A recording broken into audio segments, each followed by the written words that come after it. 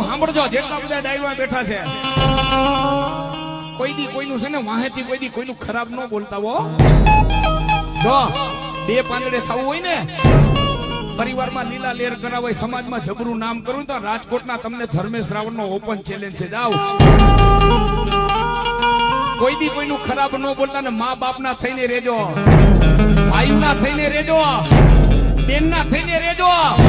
પરિવારમાં થઈને રેજો એક થાળીએ ખાજો ભલે પછી એને ભેના પેટમાં પાપ હોય ઈ જાણે ને મારી ખોડિયાલ જાણે ને મારી મેલડી જાણે